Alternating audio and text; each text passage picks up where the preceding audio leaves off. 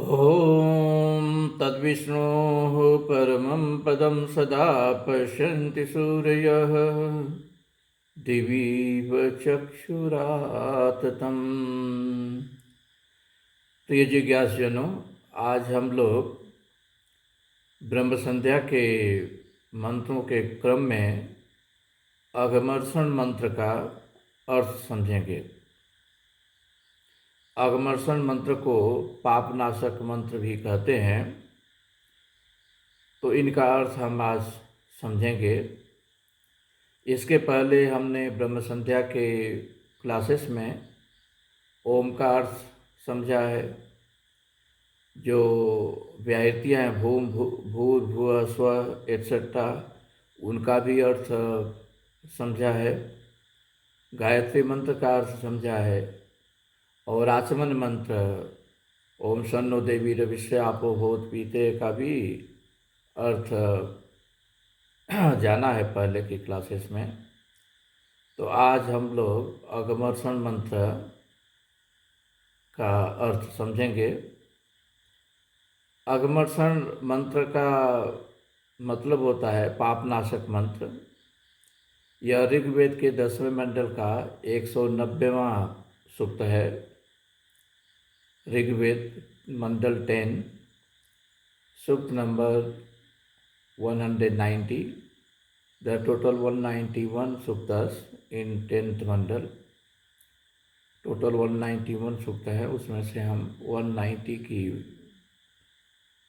को जिसको हम अगमर्षण मंत्र कहते हैं उसका अर्थ आज समझेंगे। इसमें केवल 3 मंत्र हैं। इसको क्यों हम पापनाशक मंत्र कहते हैं, इसका मतलब हम अंत में बताएंगे। सबसे पहले मंत्रों को देख लेते हैं। ओम ऋतं च सत्यं चाभिधात् तपसोऽधिजायत ततो रात्र जायत ततः समुद्रो अर्णवः समुद्रादर्णवादधिं संवत्सरो अजायत अहोरात्राणि विदधत विश्वसमीशतो वशी सूर्या चंद्रमसौ धाता यथा पूर्वम् अकल्पयन् दिवं च पृथिवीं च अन्तरिक्षम् अथो स्वः ऋतं च सत्यं चाभिधात् तपसोऽध्यजायत ततो रात्र जायत ततः समुद्रो अर्णवः समुद्रादर्णवादधिं संवत्सरो अजायत अहोरात्राणि विदधत विश्वसमीशतो वशी सूर्या चंद्रमसौ धाता यथा पूर्वम् अकल्पयन् दिवं च पृथिवीं च अन्तरिक्षम् अथो स्वः। इसको 2-3 बार आप लोग रिपीट करेंगे तो याद भी हो जाएगा और अर्थ समझने पर और जल्दी याद हो जाएगा। बल्कि ऋतं च सत्यं च अभि अधात् तपसो अध्यजायत। पहले लाइन का अर्थ समझने की कोशिश करते हैं। ऋतं च सत्यं च अभि अधात् तपसो अध्यजायत। तपसो अभिअधात् ऋतं च सत्यम अध्यजायत। अन्वय के साथ ऐसे बोलेंगे। तपसो मतलब तप करने से,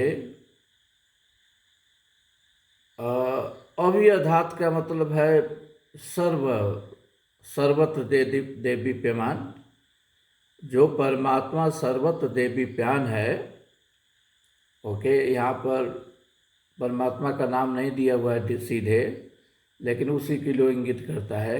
तपसो तप करने से, उसके तप करने से, उस परमात्मा के तप करने से जो सर्वतः देदीप्यमान है, ऋत और सत्य की अध्यजायत में उत्पत्ति हुई। तप करने से, परमात्मा के तप करने से, जो कि सर्वतः देदीप्यमान है, ऋत और सत्य तत्वों की रही प्रकटीकरण हुआ। अजायता मीन्स प्रकट हुए या उत्पन्न हुए।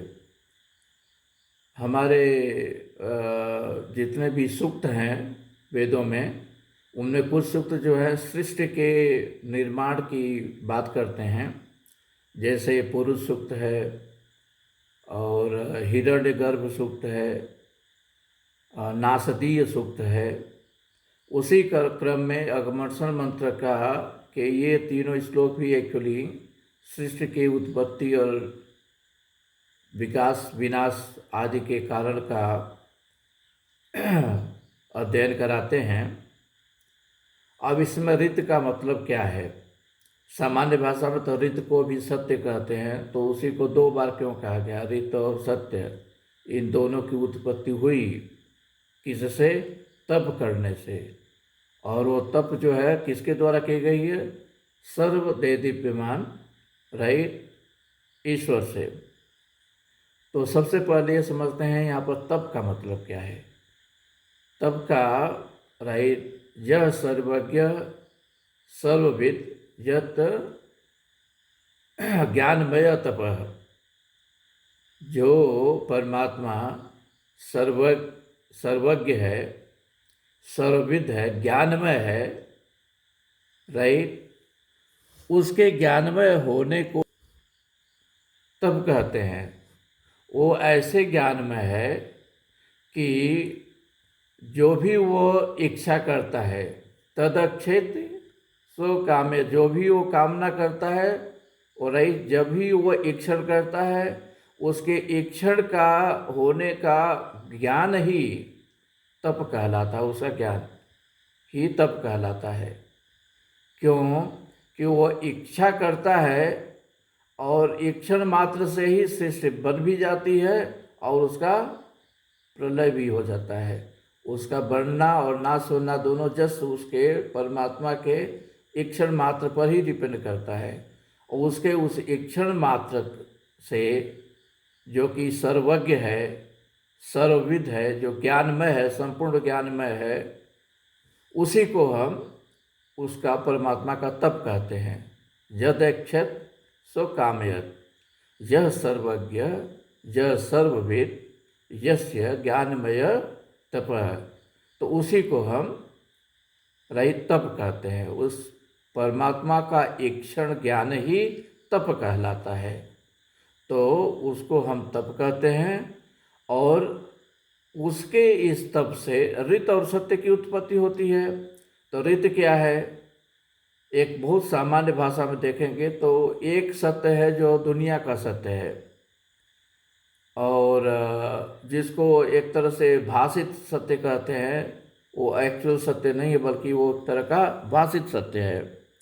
ऋत उस सत्य को प्रकट करता है जो परमात्मा का मूल तत्व है। तो परमात्मा का मूल तत्व, जो असली तत्व है, जिससे सारा चराचर जगत बनता बिगड़ता है, तो उसको हम ऋत कहते हैं।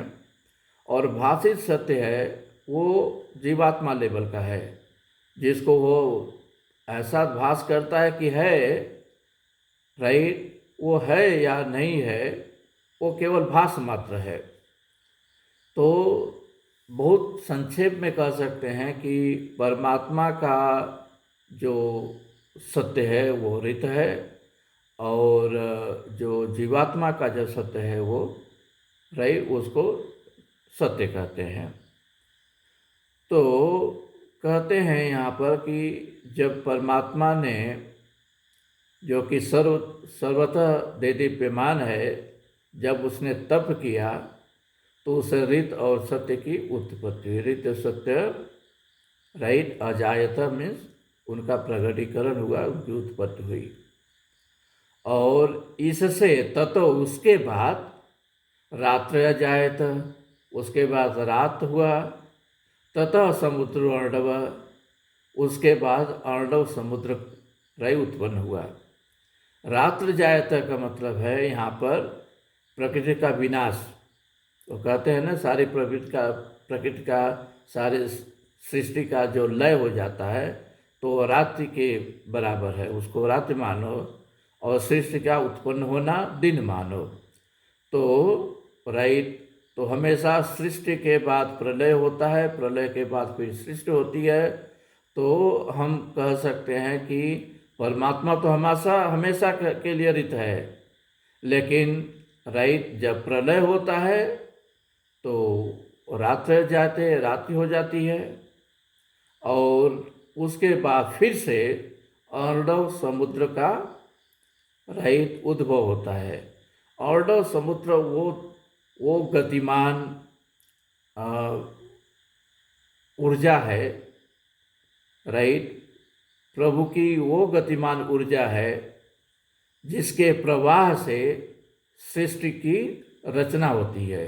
और कैसे होती है कि उस अर्णव समुद्र से समुद्रात अर्णवात दधिम संवत्सरो अजायत, जब सृष्टि की उत्पत्ति होती है तो इस मूल द्रव्य जो अर्णव समुद्र का मूल द्रव्य है उसके प्रवाहित होने से संवत्सर अजायत, संवत्सर प्रकट होता है। संवत्सर का मतलब है राइट रचना काल। काल का मतलब है जब चीज़ें चेंज होती हैं, जैसे दिन होता है रात होती है, तो परिवर्तन जब होता है तो उसको हम काल कहते हैं। जब तक परिवर्तन नहीं होता हमें काल का पता नहीं चलेगा।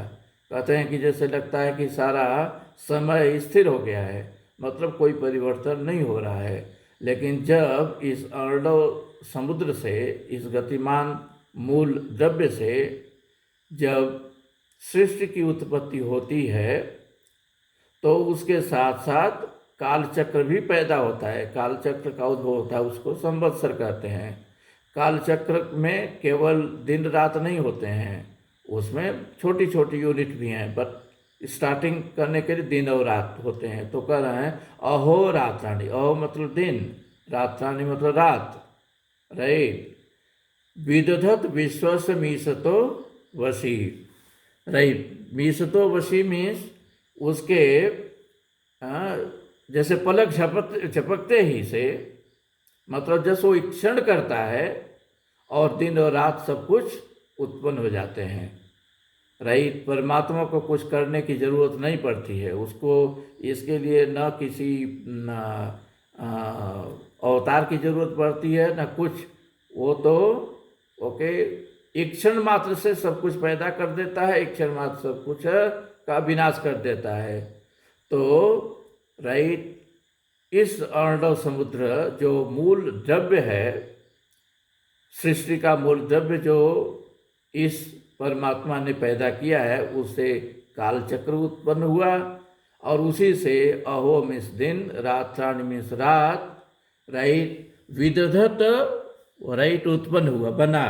विश्व से मिसतो, राइट। और कैसे बना? मिसतो वशी, राइट, जैसे क्षण मात्र में, निमिष मात्र में हो गया हो, राइट, पलक झपकते ही हो गया हो।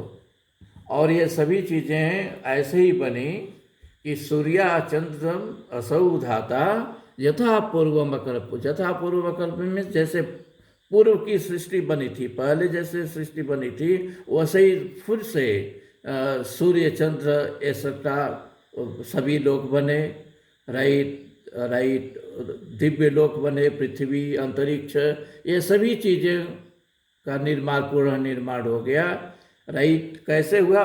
पलक झपकते ही परमात्मा ने के तप से, उसकी क्षण शक्ति से, उसके क्षण ज्ञान की शक्ति से ये सब कुछ पलक झपकते मात्र ही पैदा हो गया है। सारे सूर्य, सारे चंद्रमा, राइट, दिवम जो दिव्य लोक है, पृथ्वी है, अंतरिक्ष है, सभी कुछ उत्पन्न हो गए। जस्ट राइट, उसके क्षण मात्र से ये सब कुछ उत्पन्न हो गए।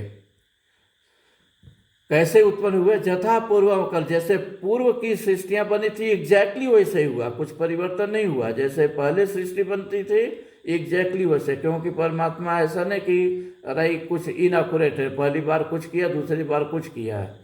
उसने उसके जस पलक झपकते ही उसके अक्षर मात्र से सब कुछ जैसे पूर्व काल में था, पूर्व सृष्टि काल में था, वैसे ही सब कुछ उत्पन्न हो गया। तो ये तो सृष्टि की रचना के बारे में रही अगमर्षण मंत्र का ज्ञान। अब प्रश्न उठता है कि इसको अगमर्षण मंत्र या पाप नाशक मंत्र कहते क्यों हैं? क्योंकि इसमें कहीं पर ये तो नहीं आया कि हम रही पाप करते हैं या पाप का प्रायश्चित की बात कर रहे हैं, ऐसा तो कुछ हुआ नहीं। तो फिर भी इसको अगमर्षण मंत्र क्यों कहते हैं?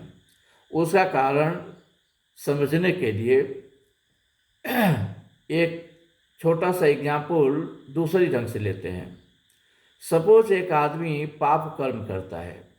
चलो एक एग्जाम्पल ले लेते हैं कि कोई आदमी चोरी करता है, कोई व्यक्ति चोरी करता है। तो चोरी क्यों करता है वो? क्योंकि वह समझता है कि उसको कोई देख नहीं रहा है। राइट, वह चोर समझता है कि कोई उसको देख नहीं रहा है। तो कोई चोर चोरी कर रहा है, वो सोच रहा है कि उसको कोई नहीं देख रहा है, लेकिन बाद में उसको पता चलता है कि नहीं, कोई तो था जो उसको देख रहा था और वो पकड़ा गया। जब हमारे अंदर यह अभिभूत हमारे अंदर घर कर जाती है कि पलक झपकते ही सृष्टि का कालचक्र रुक भी जाता है और पलक झपकते ही सृष्टि का कालचक्र चलने भी लगता है, सब कुछ पलक झपकते बन जाता है, और वो बनाने वाला कहीं और नहीं बल्कि हमारे भीतर बैठा हुआ हमारे कर्मों को देख रहा है। हम जो भी बुरे काम करते हैं तो ये हमारे दिमाग में बात रहती है, हम जानते हैं कि बुरे काम कर रहे हैं, फिर भी कर रहे हैं क्योंकि हम सोचते हैं कि हमें कोई देख नहीं रहा है। कोई देख नहीं रहा है, हमें किसी दूसरे अपने हमारे जैसे कहते हैं हमारी माँ नहीं देख रही है तभी भी हम कुछ गलत काम करते हैं, छोटे बच्चे हैं तभी भी बाप नहीं देख रहे हैं तो कुछ गलत काम करते हैं, या राइट कोई बड़ी चोरी कर रहा है कोई दूसरा नहीं देख रहा है। तो हमारे दिमाग में हमेशा ये बात है कोई हमें देख नहीं रहा है। लेकिन जब हम सृष्टि के कालचक्र को समझ जाते हैं कि वो परमात्मा रही जिसके बारे में हम बार बार कहते हैं द्वा सुपर्णा सविजा सखाया समाना वृक्षम परिखस्व जाते तयोरन्न पीपलम स्वादवती अनस्नत अन्य अभिचाकसी। वो परमात्मा हमारे अंदर ही बैठा हुआ है और हमारे कर्मों को देख रहा है, निहार रहा है, हर क्षण वो देख रहा है। यह आभास जैसे ही हमारे अंदर है कि हमारी माँ हमें देख रही है तो हम ये पाप कर्म नहीं करेंगे, पिताजी देख रहे हैं तो हमें पाप कर्म नहीं करेंगे, चाहे कोई और देख रहा है तो हमें पाप कर्म नहीं करें। हम जानते हैं कि पाप कर्म है फिर भी करते हैं क्योंकि हम ये समझते हैं कि हमारे पाप कर्मों को कोई देख नहीं रहा है। जब यहाँ पर हम समझ जाएंगे कि वो परमात्मा जिसके पलक झपकते मात्र से पूरी सृष्टि का संचार हो जाता है, पूरी सृष्टि का विनाश हो जाता है, वो खुद हमारे अंदर ही बैठा हुआ हमारे कर्मों को निहार रहा है, परख रहा है, देख रहा है। इस बात की जब अनुभूति हमें हो जाएगी तो क्या हम पाप कर्म करेंगे? तो यह मंत्र यही चाहता है कि हम यह समझ जाएं कि कुछ भी छिपा नहीं है, सब कुछ देखने वाला हमारे अंतःकरण में बैठा हुआ है। हमारे हर कर्म का, हर क्षण के कर्म का वह एक तरह से एग्जामिनेशन राइट कर रहा है। हर क्षण वो निहार रहा है, हर क्षण वो राइट परख कर रहा है, हमारे कर्मों का परख कर लेखा जोखा कर रहा है। ये अनुभूति जैसे ही हमारे अंदर हो जाएगी, हमारी क्या विशाल पल भर में तो सारी सृष्टि बन और बिगड़ जाती है, तो हम पाप कम करें क्यों? हमारी क्या विशाल है, हम क्यों करें, किस लिए चोरी करें? सब कुछ तो ऐसे ही बन बिगड़ जाएगा। वो हमें कोई न कोई है देख रहा है, वो परमात्मा अंदर बैठा देख रहा है। इस बात की अनुभूति जैसे ही हमारे अंदर हो जाती है, राइट, इस माने में कि राइट हम तो कुछ नहीं है, वो परमात्मा कितना बड़ा है और वो हर क्षण हमें देख रहा है, वो भय भी हमें व्याप्त हो जाए तभी भी हम गलत काम नहीं करेंगे, तभी भी हम पाप कर्म नहीं करेंगे। अगर भय नहीं है और हम रही ईश्वर की प्रेरणा को भी समझ जाते हैं कि सब कुछ तो उसी की प्रेरणा से बनता बिगड़ता है, पलक झपकते कुछ भी हो जाता है, तो हम क्यों राइट, ये पाप कम करें तो हम पाप कम करना छोड़ देंगे। इसीलिए इसको अगमर्षण मंत्र कहा गया है। इसका मतलब बेसिकली ये है कि हम समझें कि हमारी समझ की हम चोरी कर लेंगे कोई नहीं जानेगा, हम पाप कम कर लेंगे कोई नहीं जानेगा। नहीं, ये हम समझ लें कि हर क्षण हमारी हर चीज़ का हर राइट कोई है जो उसको देख रहा है, परख रहा है और उसी के अनुसार हमारे कर्तव्यों का, हमारे जीवन का निर्धारण कर रहा है। तो जैसे ही यह ज्ञान हमें भली भांति हो जाते, इसकी अनुभूत हो जाती है, तैसे ही हम पाप कम करना छोड़ देते हैं। तो हम ये ब्रह्म संध्या के मंत्र ले रहे हैं, हम भगवान की आराधना करने जा रहे हैं। तो आराधना करने के पहले यह भी एक स्टेप है। इसके पहले भी हमने कुछ एक्सप्लेनेशन दिए हैं, इवन आचमन मंत्र वगैरह को भी बताया है। तो उसमें यह भी उस क्रम में यह स्टेप है कि हम समझें कि भगवान हमें देख रहा है, हर क्षण देख रहा है। उसके भय से सारी सृष्टि कांपती है। तो हमारा राइट क्या है? हम तो छोटे से राइट जीव मात्र हैं उसमें। तो राइट, अगर हम ये सब बातों को नहीं समझ जाते हैं और हम गायत्री मंत्र का पाठ करते रहते हैं, किसी और मंत्र का भी पाठ करते रहते हैं, तो तोते जैसे बोलने के अलावा उसका और कोई मतलब नहीं होगा। तो हमें समझना है और पाप कर्मों को छोड़ना है इस अनुभूति के साथ कि हमारे पाप कर्मों का लेखा जोखा करने वाला, हमारे अच्छे कर्मों का लेखा जोखा करने वाला हमारे अंदर ही हर क्षण हर मोमेंट में वो विद्यमान है। तो इस तरीके से हमने अगमर्षण मंत्र का अर्थ बताया। अगमर्षण मंत्र के बाद हम लोग मनसा परिक्रमा करेंगे। आज तक आप लोग जानते रहे हो कि परिक्रमा कैसे करते हैं मंदिर में, लेकिन वो परिक्रमा भी वास्तव में वो बहुत मैकेनिकल थी। वास्तव में परिक्रमा करने का क्या मतलब होता है, इसके अगले क्लास में हम बताएंगे मनसा परिक्रमा के मंत्रों में। और उसके बाद हम असली मंत्र बताएंगे जिससे हम ध्यान करते हैं। तो इस क्लास में इतना ही। ओम तत्सत।